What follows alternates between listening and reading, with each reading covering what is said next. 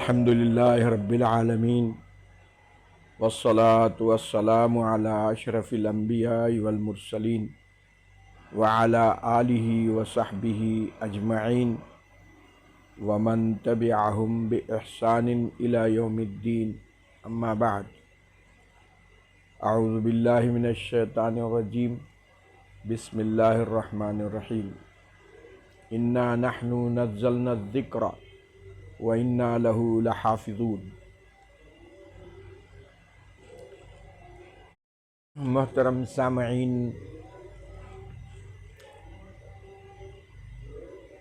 اللہ سبحانہ و تعالی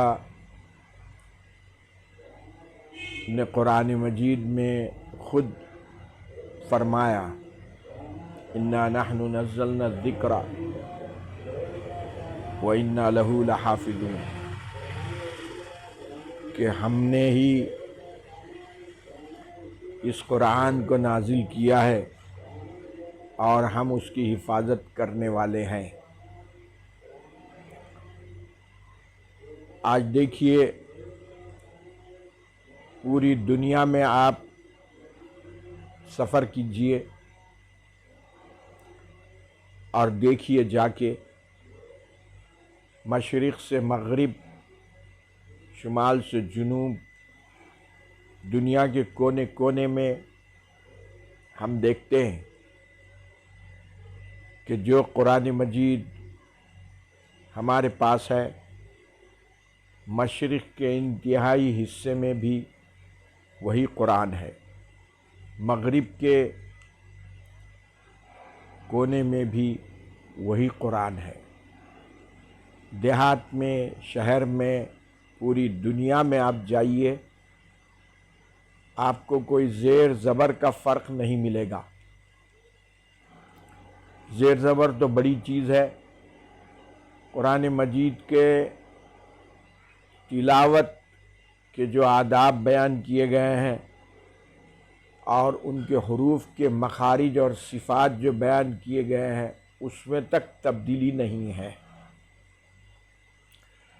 یہ اللہ تعالیٰ نے معجزہ دیا ہے، رسول پاک صلی اللہ علیہ وسلم کا زندہ معجزہ ہے، اور قیامت تک یہ باقی رہنے والا ہے۔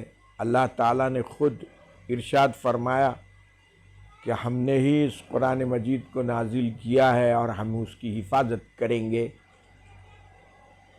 اِنَّا لَهُ لَحَافِظُونَ کا جو صیغہ ہے وہ اسم فاعل کا ہے، اور اسم فاعل مستقبل کو بتاتا ہے، مطلب آئندہ بھی ہم اس کی حفاظت کرتے رہیں گے۔ اب مسلمانوں کی، اسلام پسندوں کی یہ ذمہ داری ہے کہ وہ قرآن مجید سے وابستہ ہو جائیں۔ تو قرآن مجید کی چونکہ اللہ نے حفاظت کا وعدہ کیا ہے، اس لیے قرآن کی حفاظت کرنے کے لیے جو لوگ استعمال ہوں گے، حفاظ کرام، معلمین، مدارس، ان کو چندہ دینے والے، یہ سب کی حفاظت ہوگی، کیونکہ قرآن کی حفاظت کا اللہ نے وعدہ کیا ہے، لہٰذا قرآن کی حفاظت کے سبب بننے والے پورے محفوظ رہیں گے۔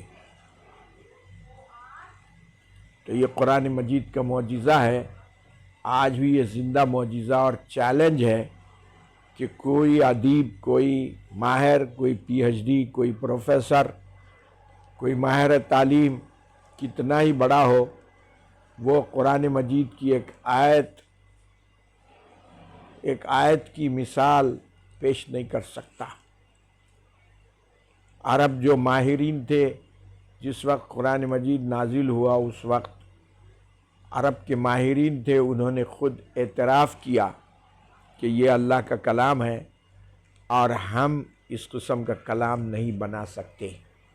حضور پاک علیہ السلام سے انہوں نے لڑائیاں کی، غزوہ بدر ہوئی، غزوہ حنین ہوئی، غزوہ احد ہوئی، غزوہ تبوک ہوا، سب کچھ ہوا، مگر قرآن مجید کی آیت کی ایک مثال پیش نہیں کر سکے۔ تو یہ قرآن مجید معجزہ ہے، اس کا کوئی بدل، اس کا کوئی مثال، اس کی کوئی نظیر لا نہیں سکتا۔ یہ اللہ تعالیٰ کا کلام ہے اور یہ معجزہ ہے، اور اس قسم کی سازشیں شیطان کی جانب سے، مخالفین کی جانب سے شروع سے ہوتی رہی ہیں۔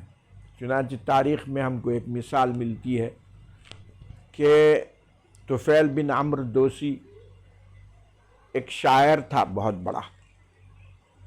وہ جب مکہ آیا تو مکے والوں نے اس کو پہلے ہی اس کے پاس جا کر اس سے کہا کہ یہاں ایک نئے نبی آئے ہوئے ہیں، تم جو ہے ان کی بات مت سنو، وہ جادوگر ہیں، ان کا کلام ایسا جادو ہے کہ جو سن لیتا ہے ان کا ہو جاتا ہے۔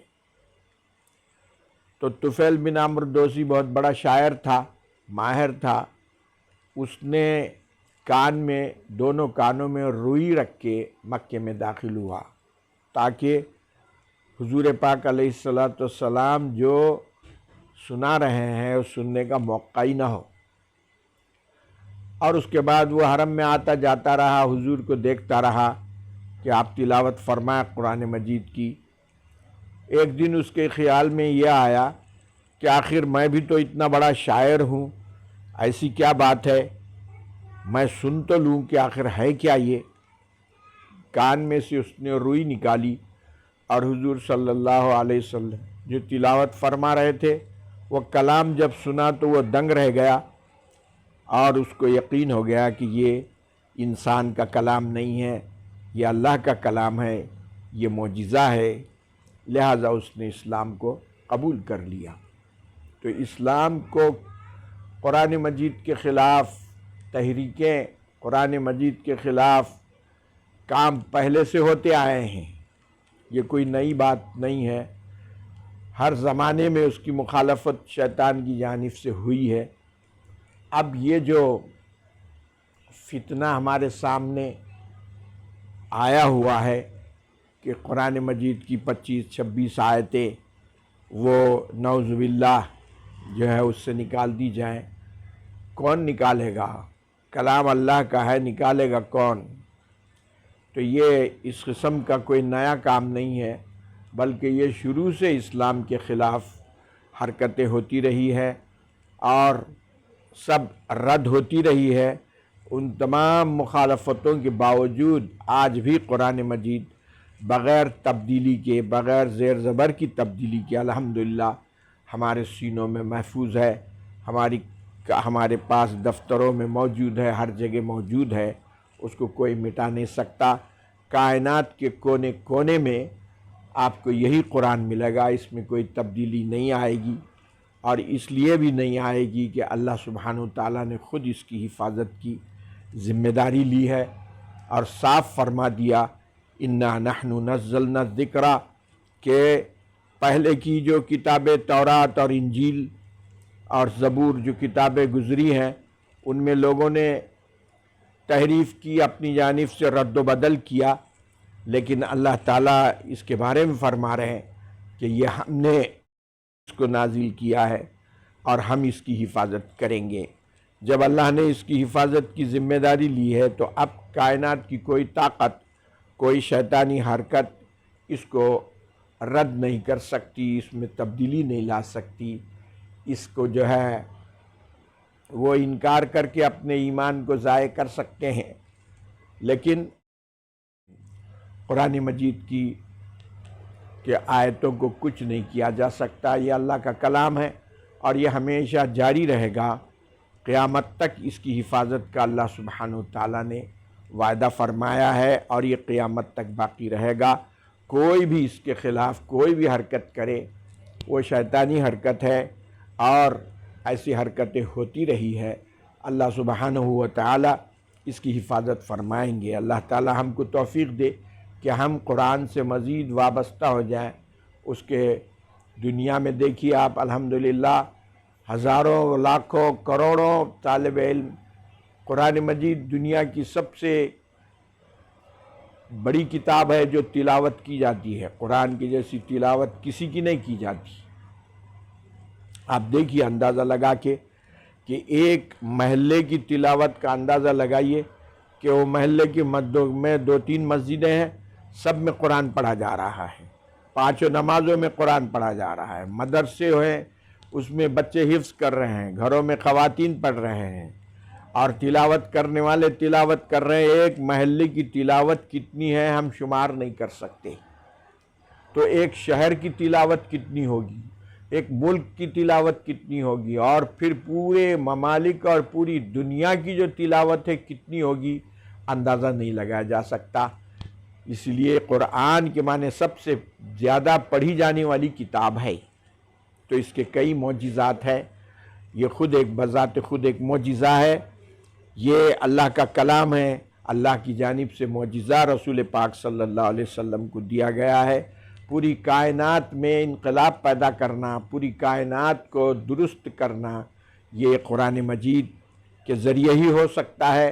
اس کو آپ جتنا عام کریں گے، دنیا میں امن، سکون، شانتی آئے گی، اور انسانیت جو ہے، انسان خود اپنی زندگی کا نظام کیسے بنا سکتا ہے، اللہ تعالیٰ نے خود اس کو نظام بنا کر دیا ہے۔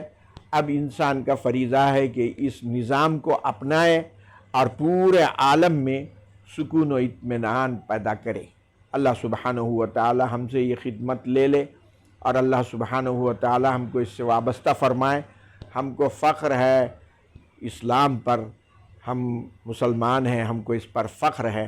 اللہ سبحانہ و تعالی ہماری نجات فرمائے، ہم کو صحیح توفیق عطا فرمائے، اور اس کتاب کو زیادہ سے زیادہ پڑھنے، اس سے وابستہ ہونے، اس پر عمل کرنے کی توفیق عطا فرمائے۔ صلی اللہ تعالی علی خیر خلقہ محمد وعلی آلہ واصحابہ اجمعین۔